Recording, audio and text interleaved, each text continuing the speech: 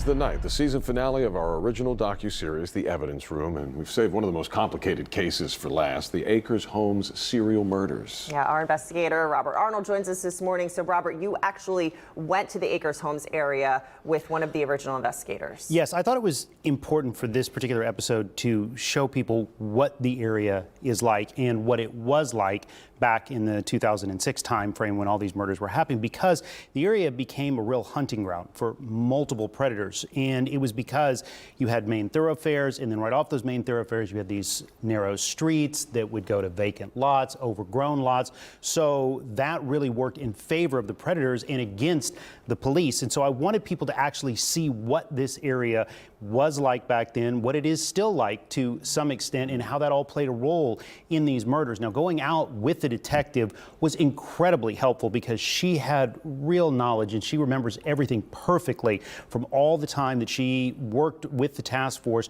on these murders, and she would point out all these different places, like that happened there, that happened there. And so it just was an incredible experience to be immersed in this area, to hear how these cases were put together. And in total, you had 6 women who were murdered. Okay, and you said multiple assailants, multiple. And that was what was interesting, because I remember at the time, you know, we would work and we would hear about a murder here, hear about a murder there, and they would come out and they'd say, we believe there's a serial killer in Akers Homes. And so the detectives, when they went out to start working the cases, they thought, okay, we have a serial killer, because the methods, the manners were very similar.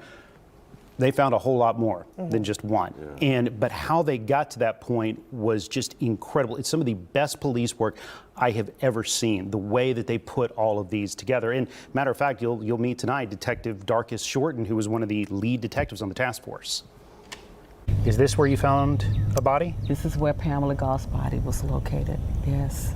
She was the first homicide victim in the Akers Home case. She was all the way in the back, and they were actually having a service here, like on the weekday service. And one of the deacons walked out and he saw blood.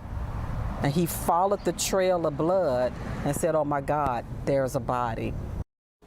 My goodness. One of the reasons I wanted to do this is, like I said, it's some of the best police work I've ever seen. And this was a really neglected area of Houston at the time these murders were happening, and the victims, these ladies, lived high-risk lifestyles, drug use, prostitution.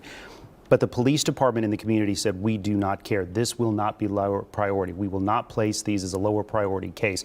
We're going to throw everything we have at it, because every life matters and nobody deserves to die the way that these ladies did. And it wasn't just the murders. There were quite a few sexual assaults in the area at the time, and the detectives had to go through all of that. And we're going to walk you through it, and we'll show you how they put all of that together that led to multiple arrests and convictions. Wow. Incredible. That is incredible, because it really just paints a picture, especially when you go with the investigator. It's something that, you know, juries want to do. They want to go and see where these things happened and these murders took place. It really paints a picture of it. Well, I mean, it was old-fashioned shoe leather. I mean, when you go with her and she goes, yes, we went down this street, we knocked on this street. I mean, hundreds of doors. They went to Walmart and got supplies, because they just drove around talking to people, getting DNA samples over and over, and hundreds and hundreds of people to piece all of this together. And it took 2 years to do it. A great commitment to getting that great police work done. Not giving up. Robert, thanks for being here Absolutely. as always on our 7 o'clock show. And folks, the season finale of The Evidence Room tonight, 6:30 exclusively right here on KPRC2+. And you can catch up, by the way, on all the other episodes. You guys have done quite a few of them. And you can find them all, part of The Evidence Room, right here on the app.